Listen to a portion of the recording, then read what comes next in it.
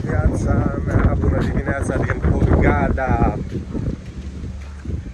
Astăzi a început cu puțin vinticel, un pic mai mult decât puțin, a început de azi noapte, mai mult.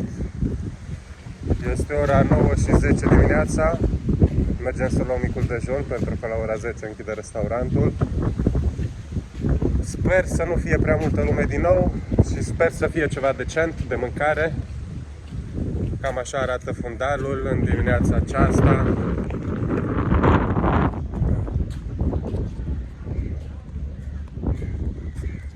Ne îndreptăm spre restaurant.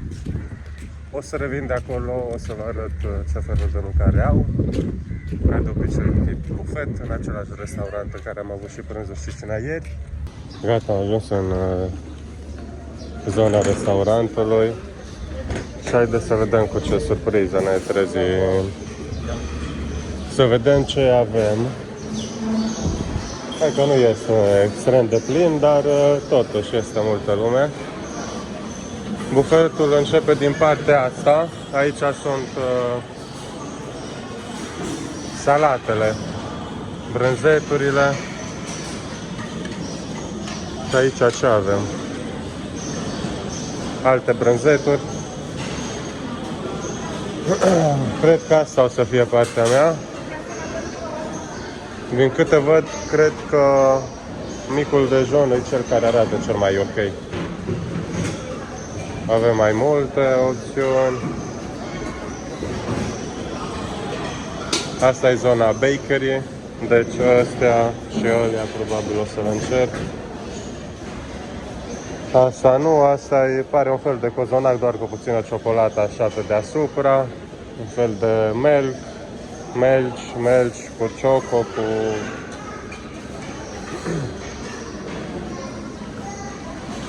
Și de aici încolo au mâncarea pe care au avut-o și la cină. Ba nu, ia uite că au și ouă. Ba nu, este diferit, micul dejun este diferit. Dau un ochi la ce au aici, dar nu știu ce să aleg, să mănânc. Și... Deci cam ăsta e micul dejun, am fost de vreo 10 ori. Mi-am luat niște ouă fierte, un pic de piure, niște crembuși, patiserie, niște pâinuci. O să-mi fac niște sandwich-uri cu astea de aici.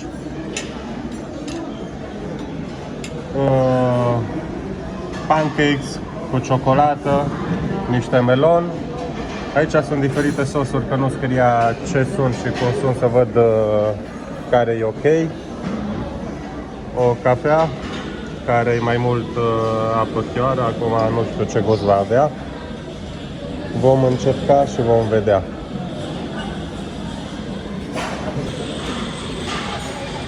Este cam gălăgie aici, după ce o să termin micul dejun, o să mă duc să cumpăr un tur de safari.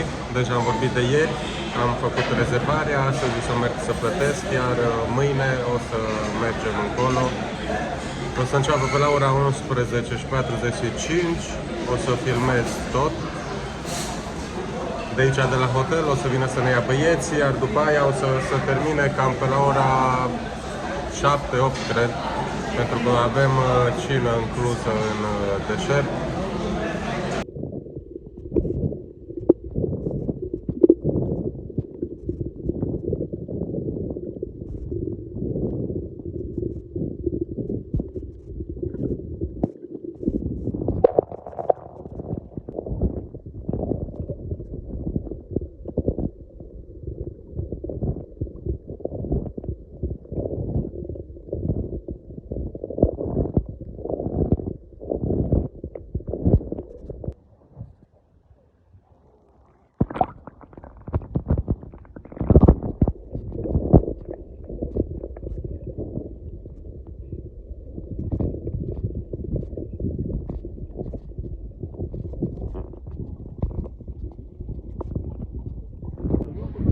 Yeah, this area is very nice.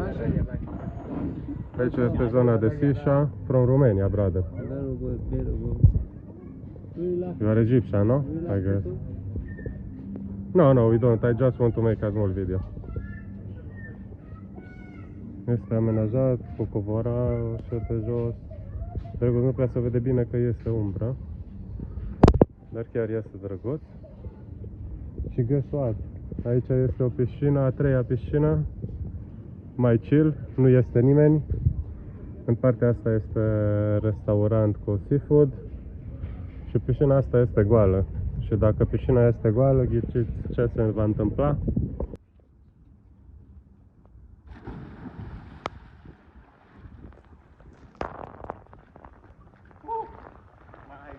Are you alive? After this jump.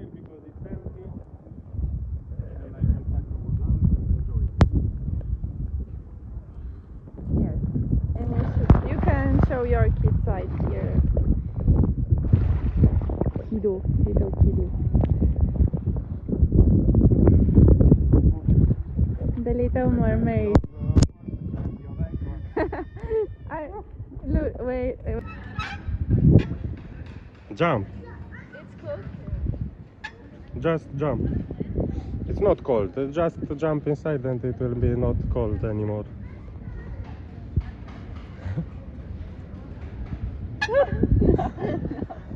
Come on, boo.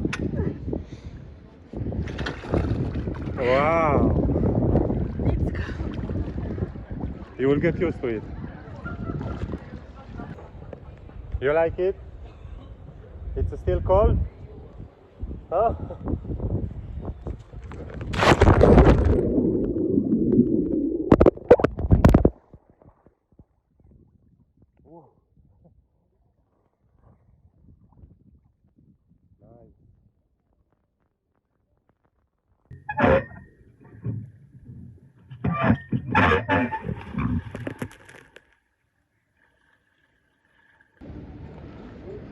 Pentru că este mult mai liniștit, mult mai puțin copii,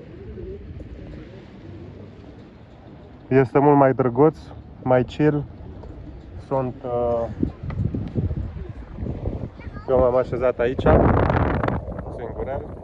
Șezlongele sunt foarte comode. Fac și pe salvamaru astăzi. Iar asta este partea de plajă, este un mic teren de volei. Hai să-l vedem. Dar nu este nimeni aici. Nu am o minge că m-aș juca, dar cu cine să mă joc, m-aș juca tot singur. Așa. Aia este partea unde am fost mai devreme. Dar nu am intrat în piscina respectivă, am intrat în cealaltă de acolo din spate.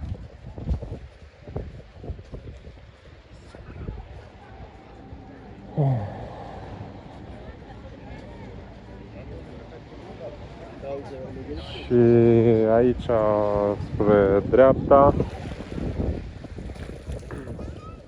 în partea aia avem cei care te dau cu banana sau cu, nu știu cum se numește partea alantă, pe apă, te fac cu barca. Acolo, în zona respectivă, este cam gol, este în construcții, din câte văd. Am vrut să trec mai devreme să intru în partea aia, dar nu se poate. Iar în partea cealaltă de acolo, în schimb, avem orașul Hurghada. Zona rezidențială este foarte turistică, să zicem așa, localnicii sunt foarte, foarte puțini. Majoritatea care s-au mutat aici pentru că au venit să muncească, iar sunt foarte puțini care și-au cumpărat apartamente din orașele principale ale țării și vin aici doar în perioada asta, în vacanțe sau închiriază, să zicem, apartamentele și casele pentru turiști. Iar dincolo, în partea cealaltă, în schimb, cred că este, dar nu sunt sigur, Hurghada Marina. O să înceapă de acolo. Deci în partea asta, în partea aia este centrul. Da, acolo este. Am văzut mai devreme pe hartă, iar o să mergem acolo de seară la o plimbare, să vedem cum este. Am venit la bas să ne-au ceva dacă tot avem pol de pază cu par de surf. Cola zero cel mai probabil. Altceva nu prea vreau să beau, alcool nu beau. Can you give me a glass of Coke Zero, please? No, thanks. cam asta este mini băruțul. Nu prea sunt multe aici nici nu știu ce au. Thank you very much, brother. Acolo câteva juice, Coca-Cola, adică ceva foarte, foarte simplu. Nimic wow. Să urcăm sus. Să mai filmăm o dată partea asta. Sunt foarte puține persoane și majoritatea care văd că sunt aici, gen, sunt oameni mai ok, așa, mai chill, mai relax. Avem salvamarul nostru acolo, egipțian, Kamal. Este unul mai foarte tradițional aici.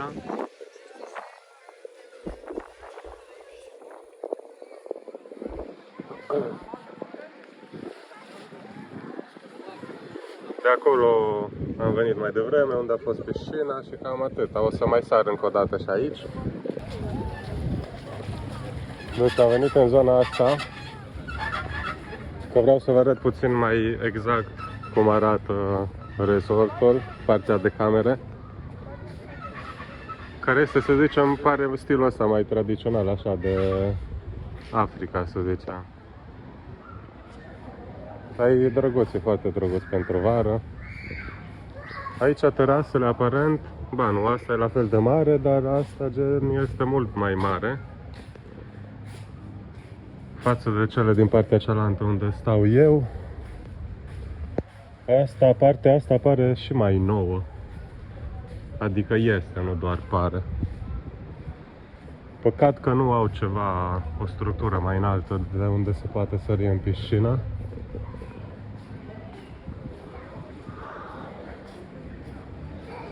Aș vrea să fac o săritură mai șmecheră, dar din păcate nici nu știu dacă este voie în primul rând să sari în piscină.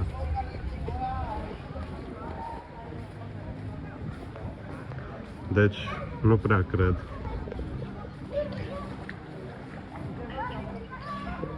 Și cam atât, asta este zona. Cute.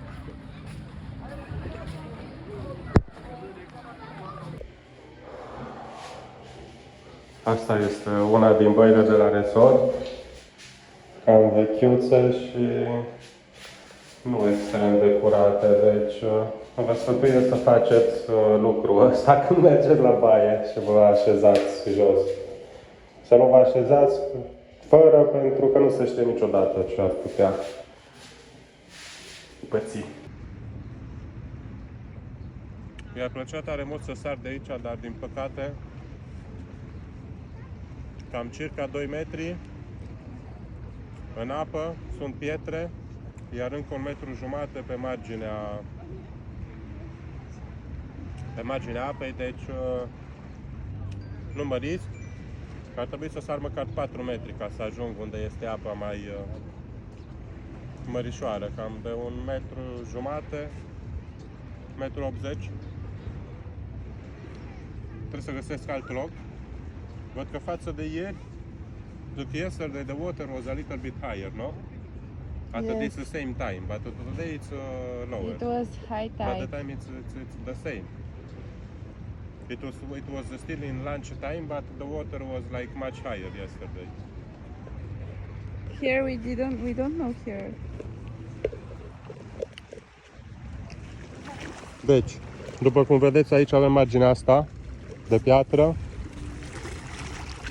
iar înăuntru încă 2 metri buni și mai sunt și pietre după ce se termină partea asta, depinde, în anumite zone sunt mai mult, de 2 metri, 3 metri și 4 metri, un pic mai încolo. Plasele astea care sunt în apă cel mai probabil blochează să nu intre pești sau mai mari sau rechinii în apa aici respectivă unde intră la înot copiii și oamenii. Și da. Cam așa arată prânzul. Niște orez cu chiftele. Chiftelele sunt foarte bune, orezul așa și așa. Niște cartofi la cuptor, roșii. Mi-am luat și o pâinucă de asta de-a lor, că e bună. Și aici cred că sunt un fel de iaurt cu icre de pește sau cu ceva. Singurul lucru ce pot să spun că chiar urăsc, și eu nu sunt figurant când este vorba de așa ceva, dar restaurantul ăsta sunt extrem de mulți. Adevărat. Sunt extrem de mulți oameni și majoritatea sunt țărani. Ruși, țărani. Da. Și se împing la mâncare, nu stau la coadă, nu fac coadă, intră unul în față la ăla, la...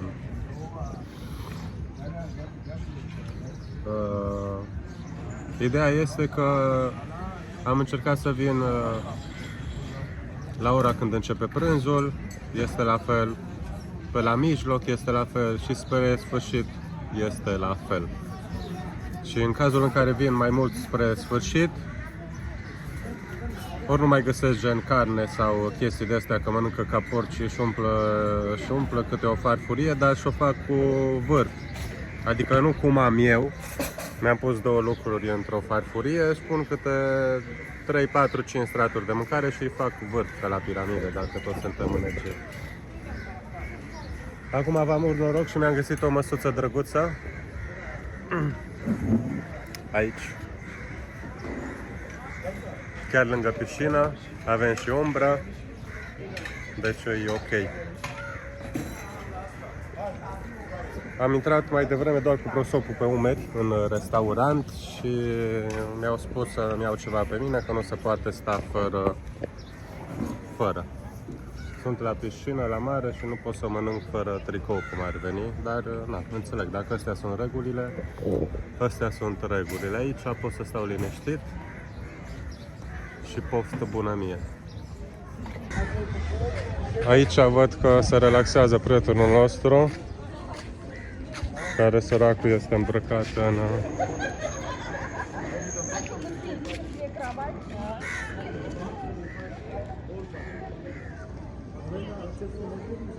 He's not hot, my friend? He doesn't feel hot? Uite, eu pus și ochelari de soare să-mi bag. If you want to ride? Și suntem pe plajă cu Tito, instructorul de belly dance și domnișoarele, turistele. Ia să vedem ce spectacol frumos ne fac domnișoarele.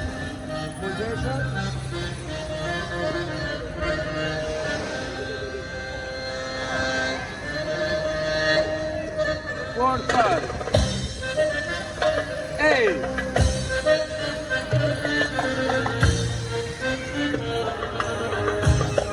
Together.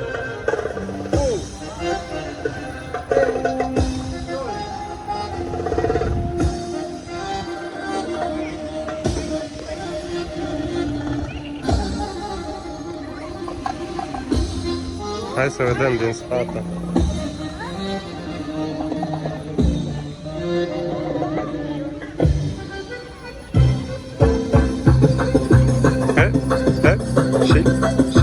Shake, shake, top, top, shake, top, top, hop, hop, hop, hop.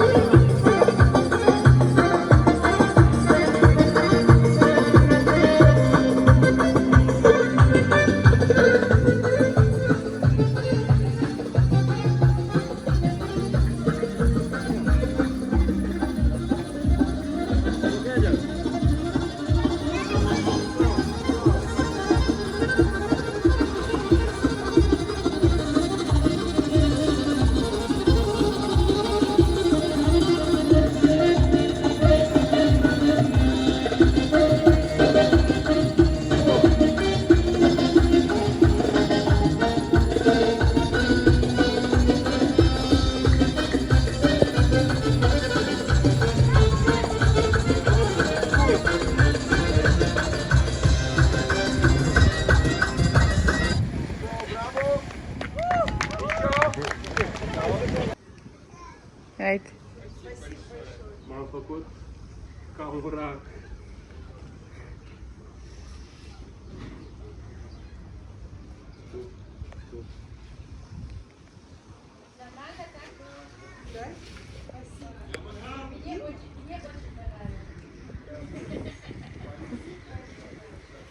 come closer.